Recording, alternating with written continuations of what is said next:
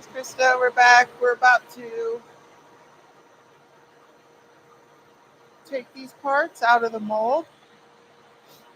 All right, let me go ahead and what are we doing? We are going to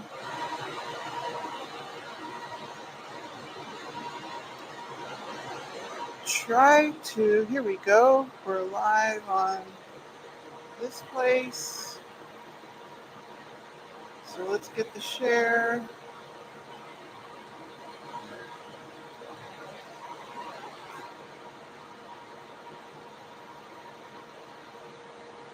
Live. Demoulding.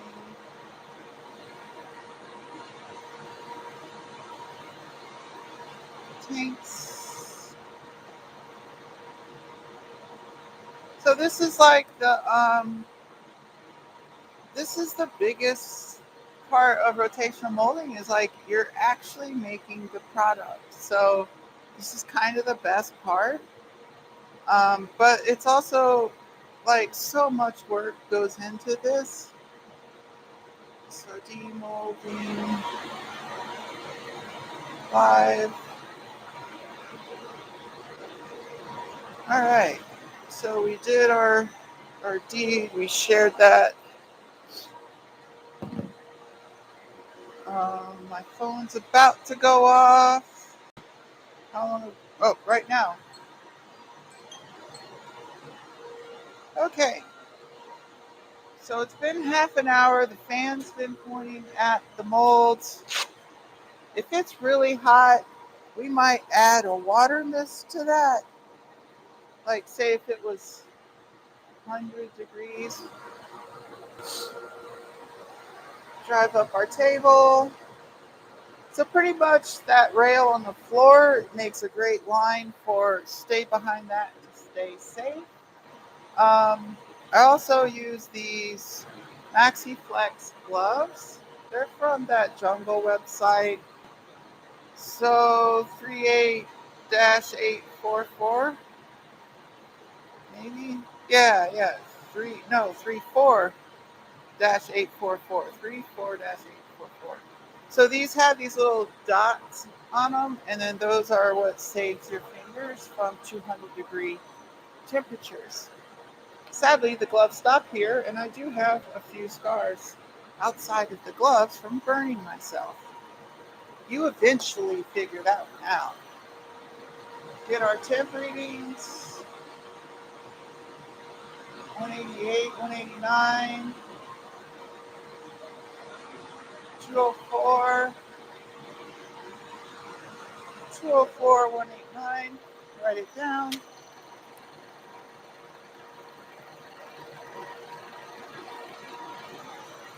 So we always take these temperature readings, in case we want to interpolate later. All right, so we're going to undo the 6mm screws on the monster tank first.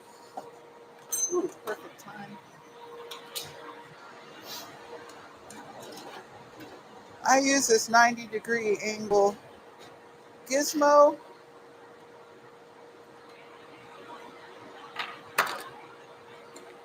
Uh-oh.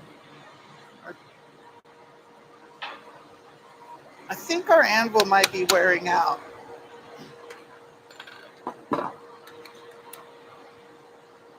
right, set to loosen, second power. We don't need full power on these. So here we have, these are the frame pad mounts. And we want to do the number 3 Phillips toys first, because those are the ones that, when the tank starts to move in the mold, the bigger screws get bound up tighter and more grumpy. So we go for all the big screws first.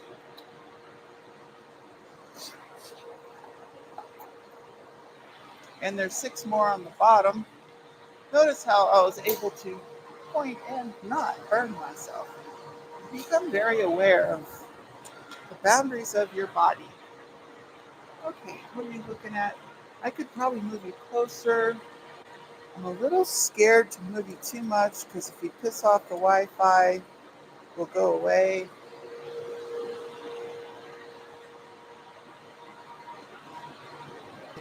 Eh. So on the monster tank, I reach in through this portal, and I'll try to show on the other side. So I reach my hand through here, and then I feed the tool in upside down from the back to reach the screws. And I have to be kind of careful. I don't let them just spring up out of this and then they'll fall into the middle. And I don't want to reach in and get them in the middle because it's really hot in there.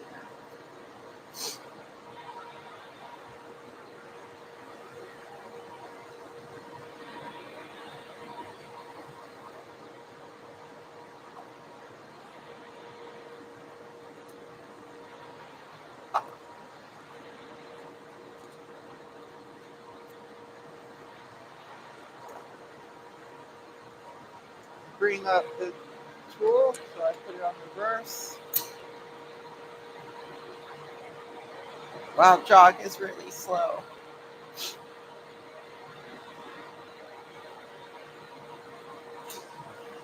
While it's in our face, we will do vent and locking screw for this pin.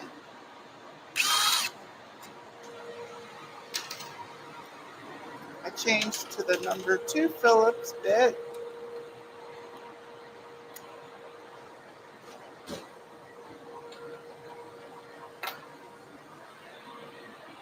We have 3 5mm inserts.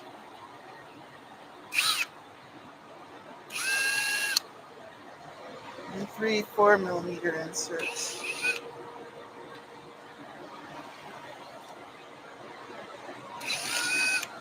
If there's not a risk of them falling, I'll let them sit there for a moment, but don't forget they're there.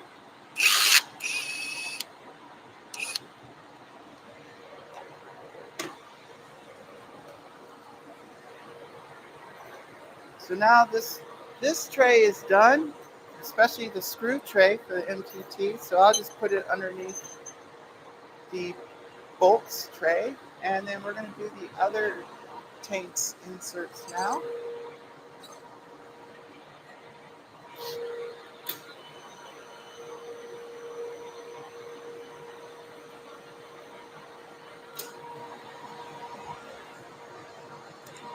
There are 4 4mm screws on the top of the tank for the vent.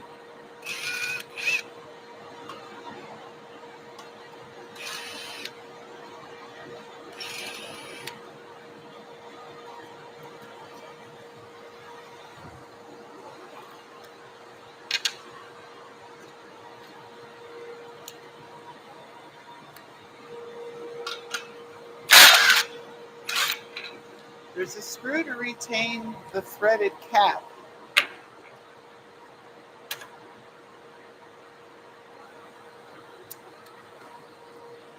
All right, do we have any pressure to turn this? Barely.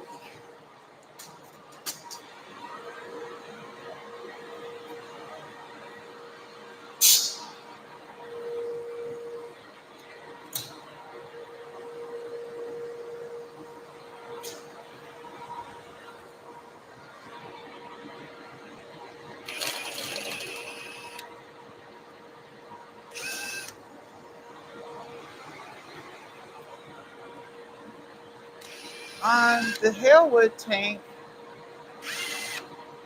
where I'm at right here is there we go. This is where the fuel flange goes. And when they made this mold, they used number 10 standard drill bushings, not 5mm. So you cannot use 5mm screws in that location. So there's a couple tanks we have with special screws, and that's one of them. Thankfully, if you have number 10 screws, they're very cheerful to thread into 5mm brass inserts. So I just buy number 10 screws. They become more reliable because they're a little bit more loose in the drill bushing. Let's pull these vent tubes.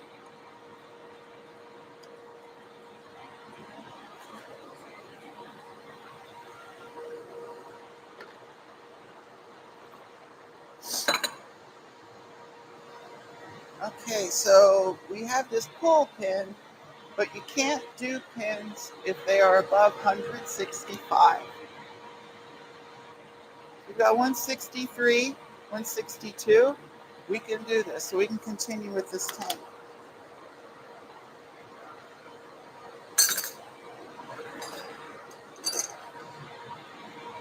Put in the hex key.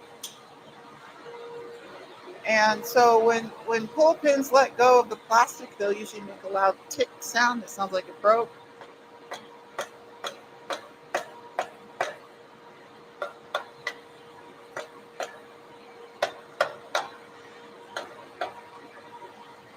Wow, this one's just a little bit extra. I didn't hear it click, but maybe it'll be all right. What you don't want is the plastic to stick to your pin, and then you wreck the plastic pulling it out. And this particular one is a bit reliable in that regard.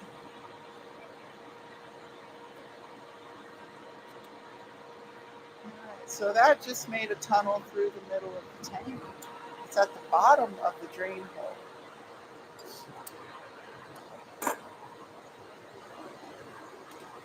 Alright, we put away our 90-degree toy. We'll put the number 3 Phillips bit back into it.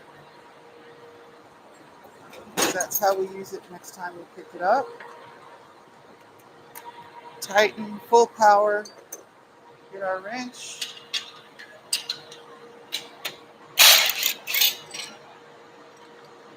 Catch the washer and nut.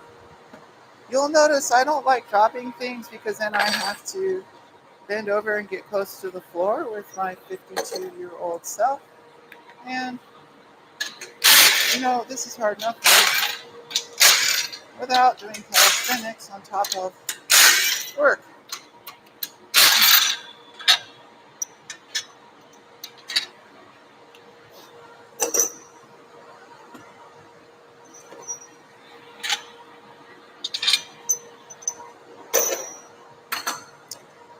So underneath here,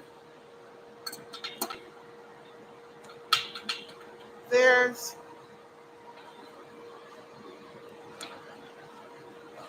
the head of a pull where that screw goes in and it holds in the molds for the threads. So I cracked that loose, got it loose from the plastic. Now I'm gonna just pry up a little bit, put a little bit of force on there.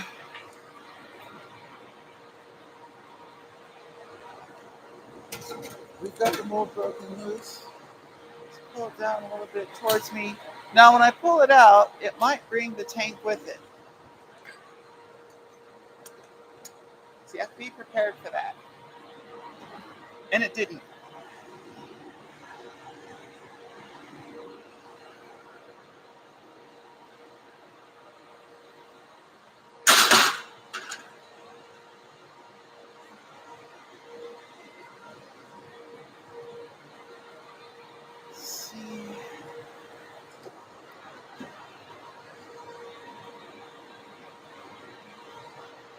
We'll pry up from the bottom again.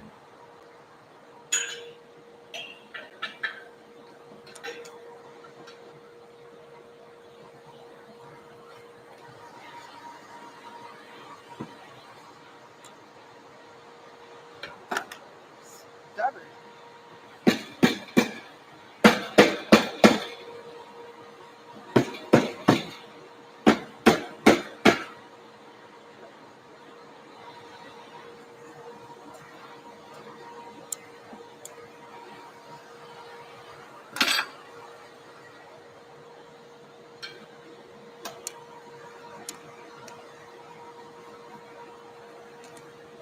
Gimme.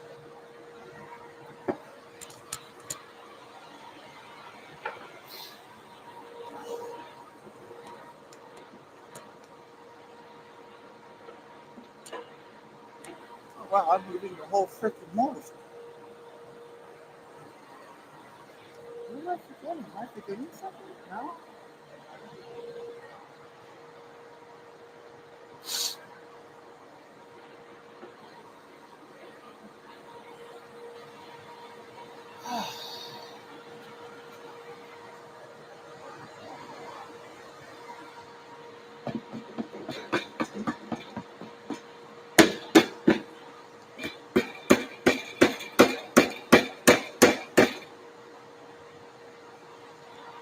It's probably stuck in the battery box.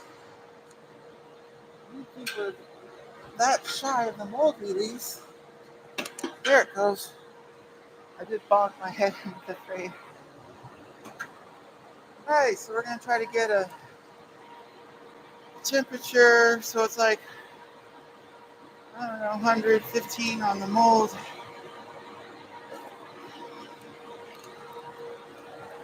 180 on the part.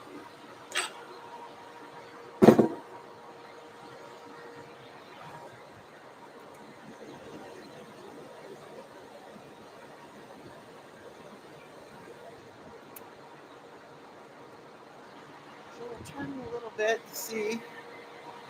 So now this piece of aluminum is what made the threads. It slips out of the bottom, especially the top mold section.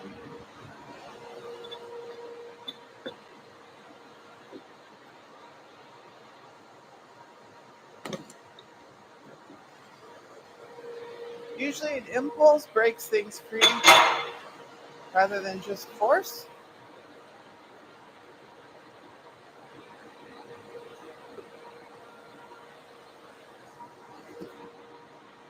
So there's the threads and the cap.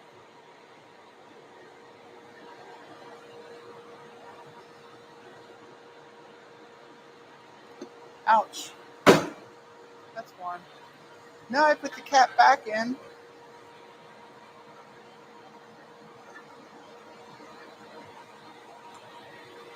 I grabbed the special screw that's just for the cap. It's different than every other half-inch screw. Try to not hurt ourselves. Put it there. Put this on two. Put it on tighten.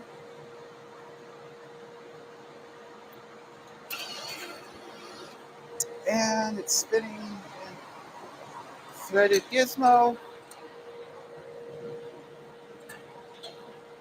These are dedicated croissant.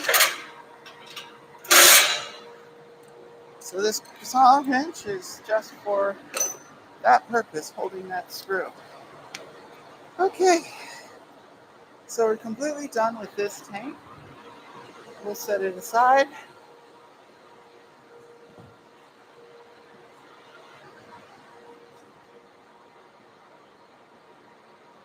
So just hey, thanks for motivation. Okay, now we're going to the next tank.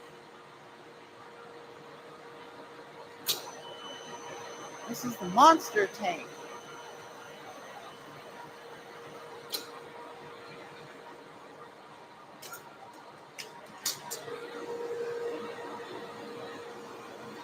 So it's a bit more out of balance when you don't have the other mold put together. Let's see, before we start taking this one apart, we've got a pull pin here and another one here. 145, 152, 153.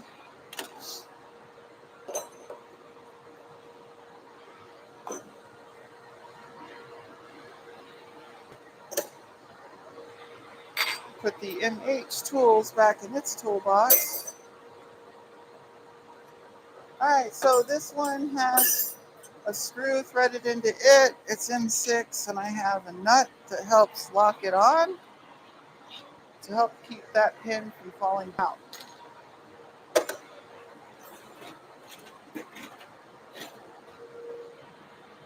We break the nut or we break the pin free. It's just a half-inch screw. You might have heard that click. It was perfect. And then we pry it out of the tool.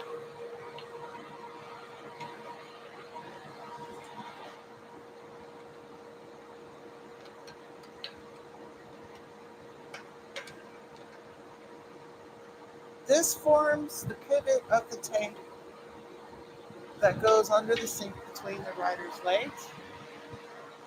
That narrow section in the middle, like you see this dark band. The dark band is where there is not plastic. From the dark band that way, it's in the plastic.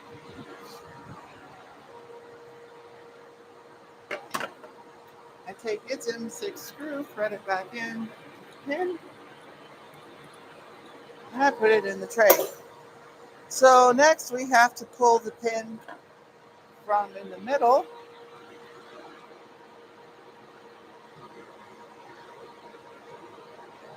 And it's still 170 degrees.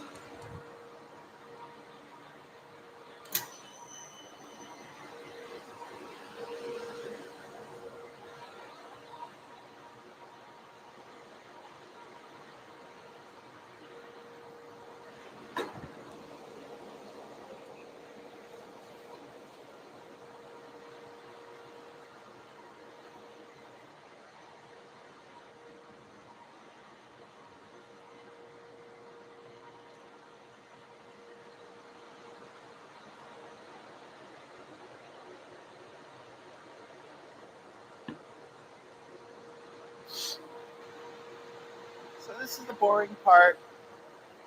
I mean, production has to have boring parts. Let's add some of my ice water to this sprayer.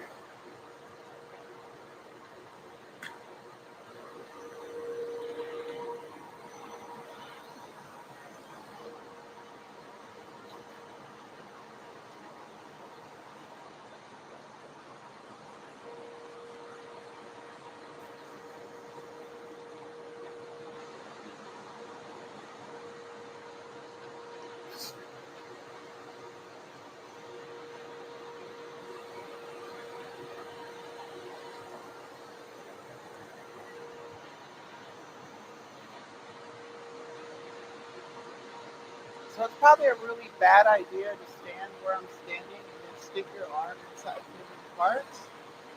So you shouldn't do that. 157.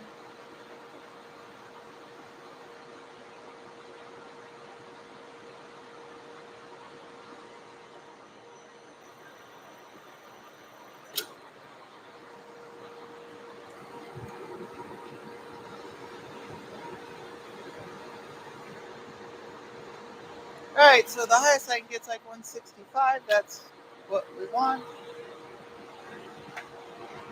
Throw the lock pin. Let's rotate this arm, or the spider, I should say.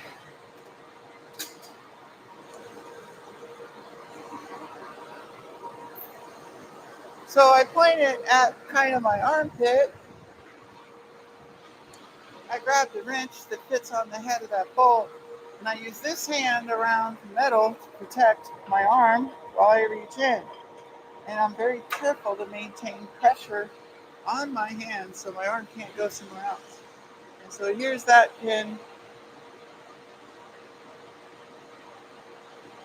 So this goes up to under the filler cap, and it forms a tunnel through the part. On this piece, the shiny bit is not gas tank plastic, and the dark is gas tank plastic. This is just a standard 5/8 bolt. I find the grade 8 zinc wash bolts to be perfect for bolt pins on molds. Now we're going to put that screw back into this bolt pin. We have one more tool left, and this is the one I stick into the pivot to pry the tank out. So let's move away the fan.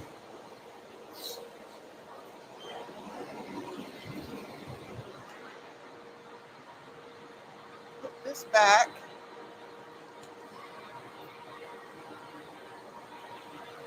We got that one, we got this one. Now it's time for bolts.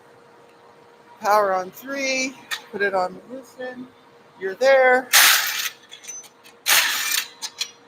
Okay.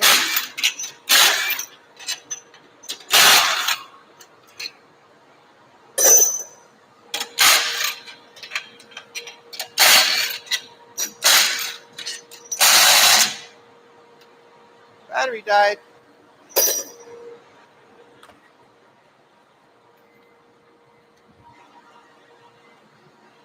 And do we have a spare over here? No. Okay. We have a charger there, but I didn't need my spare battery there. Let's check the drawer. That would make way too much sense. So we go next door.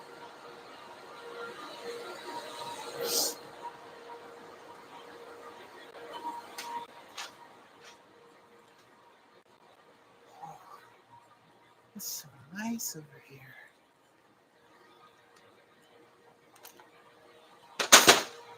Grab another battery. Oh, it's got 2 lines of power. That'll get us through this tool.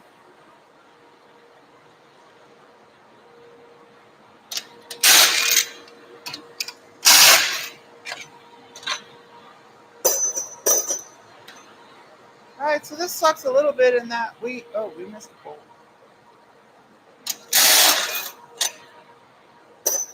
When we lift the tank off, you have to keep it coming away from the plastic.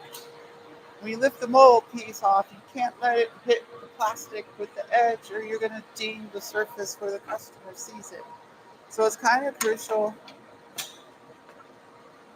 that once this thing lets go, you go all in and you yank and you walk away. Like that. Oh gosh. Heavy. And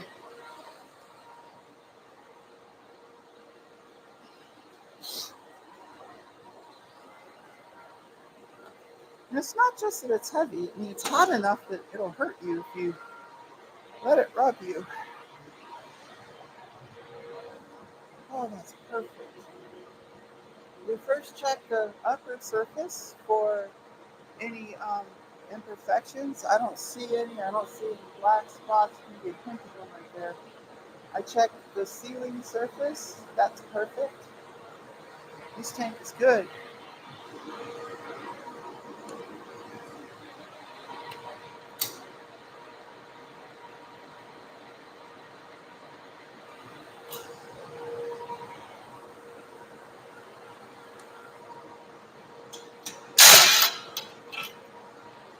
This is a 4-piece mold.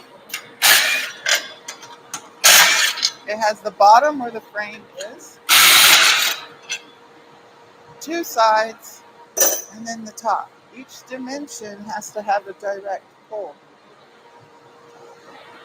So the outside of the mold's like 126. Take the tool and the roll, put it over there. 126, let's get it ready.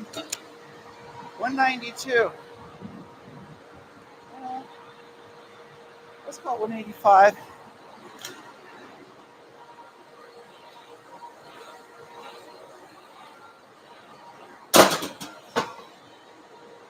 $185, 126.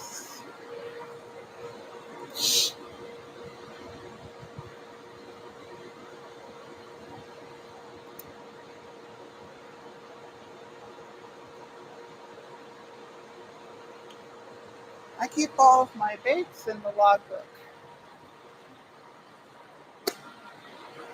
All right, we pull the other side mold off. Now you have to be very conscious of your tools. So I have like really deliberate discipline. I never sweep across the part. I'm always very aware of the edge of it. So if I'm going by this, I never go like that over the surface. I'm always aware of where the tank is so I don't ruin it. On top of that, when the summertime hits, I'm conscious to not let my sweat drip onto the tank because it'll leave a mark. Right now the tank is still forming. It's a thermoform plastic. And because of that, this first cooling will determine its shape for all of eternity. That's why they can't be recycled. You can't melt and move it. You can't reflow it. You can't do anything. All right, we're going to get this goes away. This stays here. This goes away. We have to do a little bit of post-op with this tank. So we're just getting ready for that process. These go over here. We get our blanket and our tool tray. What's this, fleece? Fleece blanket. It's like, these were $3 at Wally World.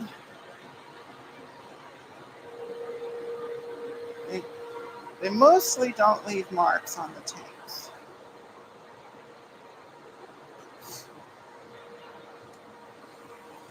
Okay, we're going to put our 1/2-inch extension in there, dry up, and it just went thump. That was it, breaking free from the mold.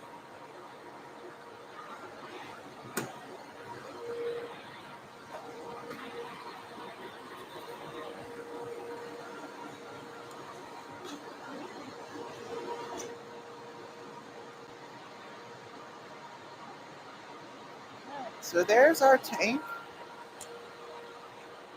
You see it pulled the vent tube with the tank. It's a straight pull, so I don't even bother taking that vent tube out.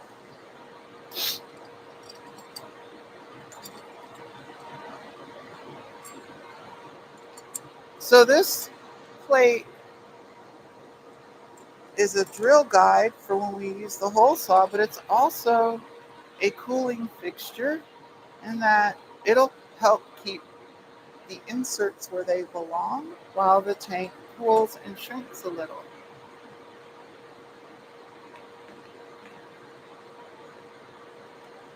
So yes, the XY pattern or radial pattern of these screws on the tool is different than the X radial pattern of the bolts here right now even.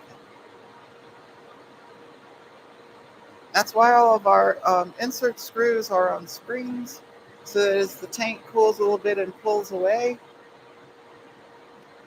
it is spring loaded to allow for a little bit of movement.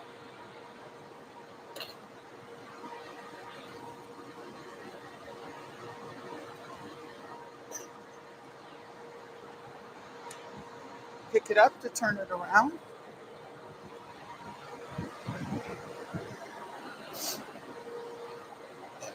Right now, as it is, the tank is too narrow for the frame pads to rest on the frame. So right now, before the tank cools for the first time, we use a cooling jig or cooling fixture to hold the tank approximately 1.25 inches wider than it is right now. And then when we take it out, it'll contract about 1/4 inch, and it's going to be perfectly an inch wider than it would be if we didn't do any of this. This is just threaded rod, same as you would use with the super strut stuff to hang electrical stuff from overhead, I-beams, etc.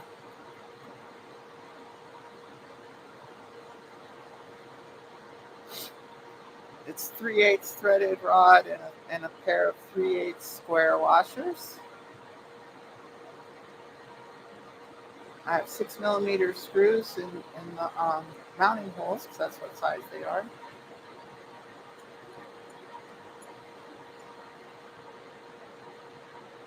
So there's like an inch or so. We tighten, well actually you loosen to tighten it wider until this is flush on the edge. Here's the dedicated ratchet. socket and wrench. Whenever I'm done with the tool, I try to arm it for the next use. So in this case, I already had it set to loosen, or should I say drive to the left, so that it spreads these mounts wider.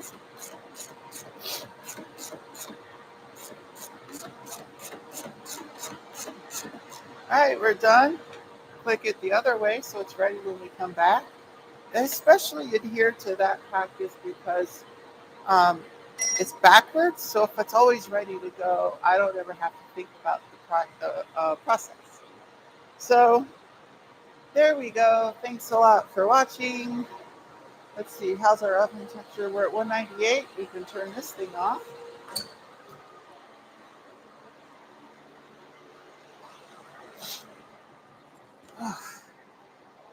So,